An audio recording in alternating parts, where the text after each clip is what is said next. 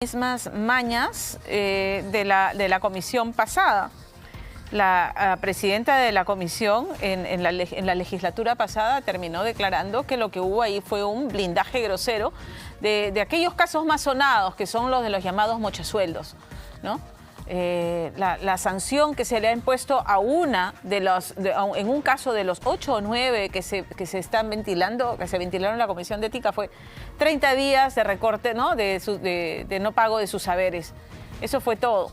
Esperemos que en el Poder Judicial o en el Ministerio Público el asunto avance como debe ser, porque ética sanciona el comportamiento ético, ¿no es cierto? No penal, como ha dicho Ruth Luque en el caso del congresista y presidente del Congreso, Alejandro Soto. Pero el Ministerio Público sí actúa en materia penal y debiera hacerlo, porque recortarle el sueldo a los trabajadores es un robo. Eso es. Richard Arce habla de aportes, Alejandro Soto habla de aportes voluntarios y la denuncia no va por ahí. Pero claro, quienes conforman la Comisión de Ética también forman parte de la mesa directiva. Y entre ellos, pues, la interpretación es que entre ellos se protegen. ¿Qué dice Richard Arce? Como les dije, él ha sido congresista, conoce muy bien todo lo que ocurre tras bambalinas y que se traduce luego en estas votaciones que infelizmente ya ni siquiera escandalizan cuando debiera ocurrir, pero ya no, porque estamos tan acostumbrados a este comportamiento malentendido, de un malentendido espíritu de cuerpo en el Congreso de la República, que, bueno. Richard, ¿cómo estás? Buenas tardes, bienvenido. Buenas tardes, un gusto dialogar con ATV y sobre todo expresar la profunda indignación que vemos que una vez más la Comisión de Ética se convierte en una comisión de blindaje. Y vuelve a resonarnos el otorongo no come otorongo. Correcto. Aunque en tiempos actuales deberíamos decir mochasueldo no come mochasueldo, porque, discúlpame, no son 10 o 12 congresistas, hay muchos más, y el propio presidente del Congreso mochaba los sueldos para financiar a los troles, para atacar adversarios políticos y para ensalzarse en una especie de vanagloria para llenar su ego. Como ya lo conocemos a Alejandro Soto, con todo lo que representa, con todos los escándalos, el plagio de su tesis. Ya el propio rector de la Universidad del Cusco, la UNSAC, va a denunciarlo abiertamente al presidente del Congreso de la República, porque es evidente la copia. Inclusive, imagínate, un doctorado. Lo saca Además, a los 6 meses. Ha presentado la misma tesis para 2 grados diferentes, lo cual está prohibido. O sea, es bien grosero. Pero en ética a nadie se le mueve el piso, ¿no? Y es el presidente del Congreso. Entonces, la valla está bien baja cuando se trata de imponer sanciones y tener, digamos, más mano firme. ¿Cómo no va a ser un escándalo el hecho de haber contratado a la cuñada? Él niega que no es su cuñada porque... Una relación fugaz con la madre de su hijo, ha dicho. Ojo, que ni siquiera hubo relación. Pero ahí estamos hablando de una comisión de ética. Claro. Ahí es una evaluación del comportamiento. ¿Cómo no va a ser una falta ética haber contratado a la hermana de tu pareja con la cual tienes un hijo?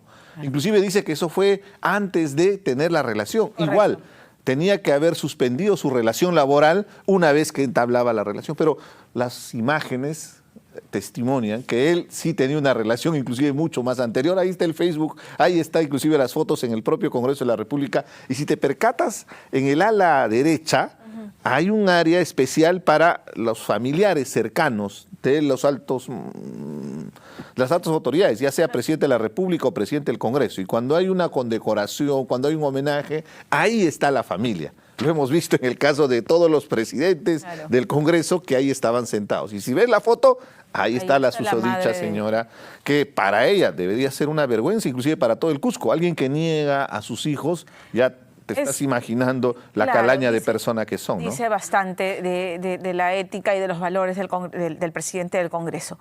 Y sin embargo, en este caso, claro, como dijo Ruth Luque, el análisis penal y legal que hicieron el Departamento de Relaciones de Recursos Humanos del Congreso y la Contraloría encontraron que no había causal de nepotismo, que sería por la parte legal. ¿Te parece que no? Lo que pasa es que están argumentando un tema estrictamente penal que no tiene nada que ver con un tema ético. Claro. Porque pueden sacarle, como quien dice, pueden voltear la ley para poder favorecerse. Eso hacen muchas veces los abogados, las famosas leguleyadas. Entonces, fíjate, son bien perversos, porque cuando les conviene utilizan el argumento legal. Muchas veces dicen, eso está en la fiscalía, que se investigue en la fiscalía, nosotros nos allanamos. Claro. Pero en el campo del Congreso de la República son investigaciones políticas y son sanciones políticas, y basta un indicio para poder sancionar. Y en la Comisión de Ética, por la imagen de la institución del Parlamento, debería ser sancionado Soto, no solamente por todas estas denuncias, sino por lo que se viene, inclusive lo que te manifestaba, el plagio de su propia tesis. ¿Cómo puede ser posible que una persona que está en la presidencia del Congreso de la República tenga semejantes cuestionamientos? Pero esto ya no es novedad, Pamela.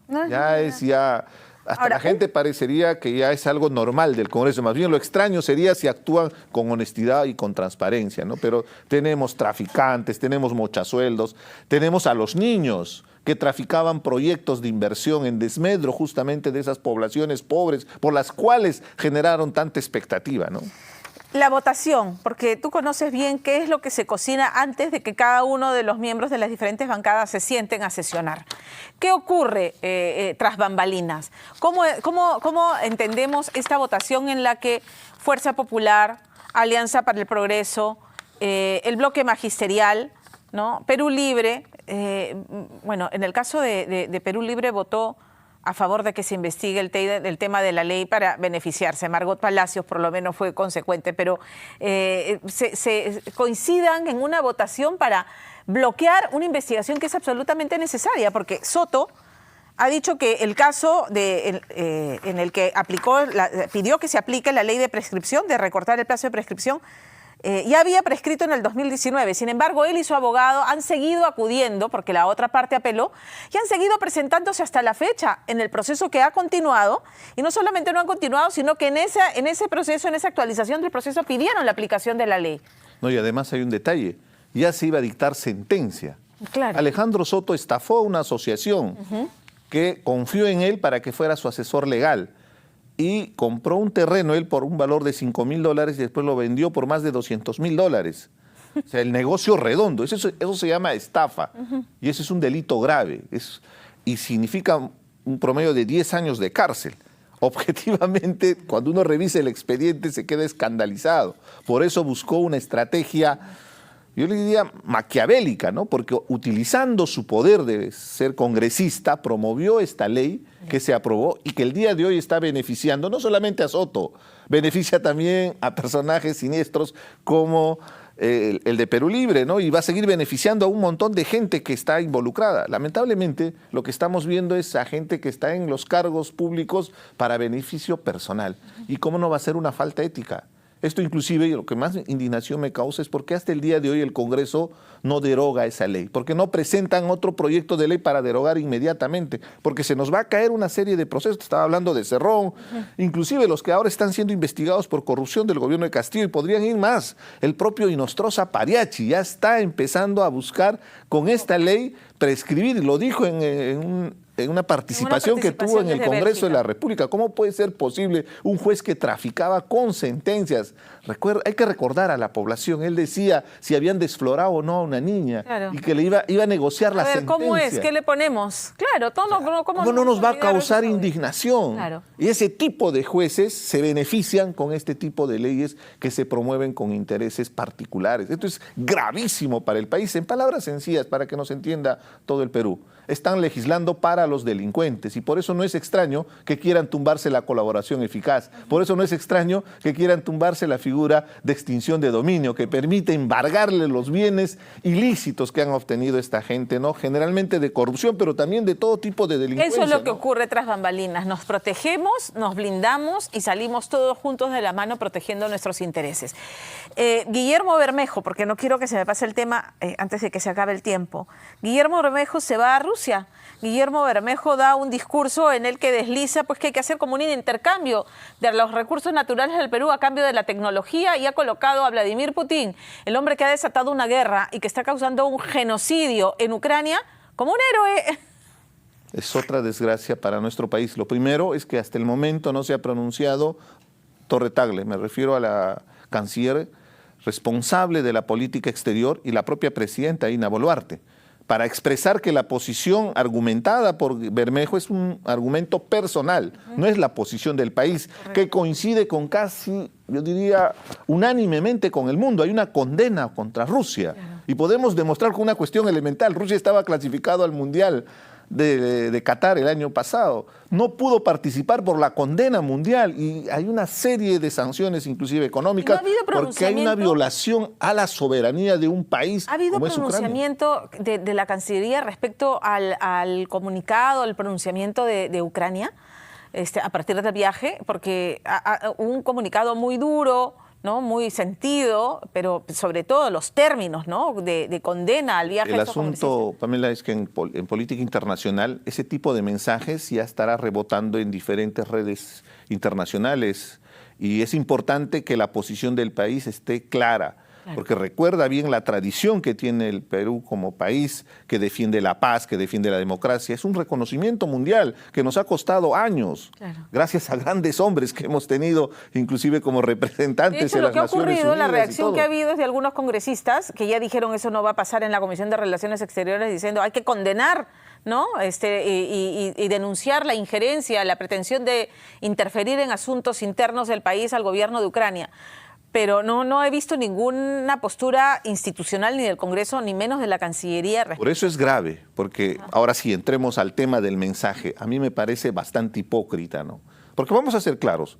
Por supuesto que ha habido invasión de los Estados Unidos, como el caso de Irak, de Afganistán. Inclusive nunca encontraron armas de destrucción masiva. Pero de la misma manera, la historia de Rusia, si podemos empezar a enumerar, lo que está haciendo el día de hoy con Ucrania es una violación a la soberanía de un país. Hay violaciones a los derechos humanos. En el tiempo seguramente van a salir los actos execrables porque es una guerra. En una guerra se pierde la noción y se llega a esos extremos de violencia. Pero la oda que hace a la historia de Rusia, con objetividad, si nosotros condenamos el holocausto de Hitler, hay que condenar también el otro holocausto que hizo Stalin, más de 25 millones. Entonces, Bermejo, con este discurso que en términos criollos bien franelero, ¿qué pretende? Ahí va. Por eso quería llegar, con toda esa argumentación, porque hay que reconocerle a Bermejo que tiene capacidad argumentativa. Sí, claro. Yo entiendo que el resto de congresistas más han ido por turismo. Bermejo mi sospecha es que él está yendo a buscar impunidad, porque él tiene un proceso serio con la Fiscalía. Si no fuera congresista ya estaría con prisión preventiva, porque hay colaboradores eficaces que antes eran sus asesores y hoy día son una especie de colaboradores eficaces, pero han sido como si fueran los que han cometido el delito, pues. Entonces, objetivamente, ellos están declarando a la Fiscalía y Bermejo va a tener probablemente una sentencia.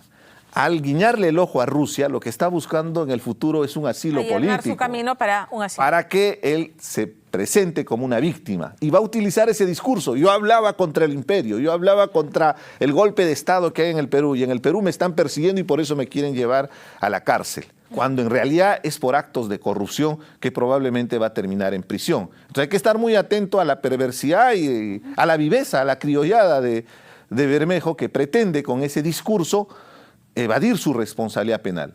Sus secuaces son los que lo están delatando en este momento de la manera como han estado triangulando para recibir beneficios, coimas, a cambio de financiar proyectos. Es lo que dice la tesis fiscal y está bien comprometido porque además ya algunos están purgando prisión. Brevemente y para terminar, cada vez la cosa se pone más gruesa en cuanto a la actuación de los congresistas, ¿no? Con tintes delictivos, porque son cosas que se tienen que investigar en el Ministerio Público, ¿no? Nepotismo, beneficiarse ilegalmente de normas que uno suscribe y promueve, robarle a los trabajadores, en el caso de los niños, ¿no es cierto?, gestionar intereses subalternos aprovechándose del cargo. O sea, es una lista larga de delitos que tienen que ser investigados en el Ministerio Público. ¿A dónde nos va a llevar esto? Este deterioro paulatino, rampante de la clase política.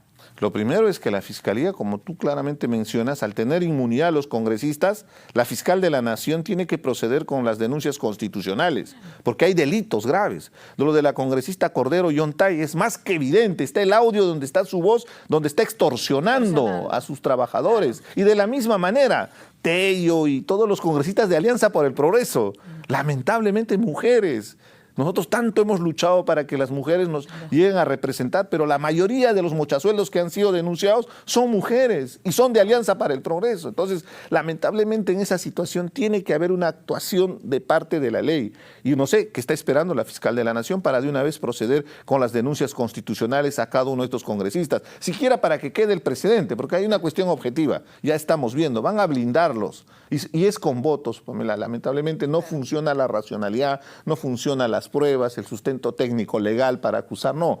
Ahí lo que funciona es la fuerza de los votos y estamos viendo que hay un pacto infame entre los extremos. La extrema derecha y la extrema izquierda están unidos para lo que acabas tú de manifestar en el cuadro que has presentado, para blindar asquerosamente, disculpando el término, a personajes siniestros como es el presidente del Congreso de la República, perdón, del Congreso, claro, con todos los antecedentes que estamos viendo, ¿no?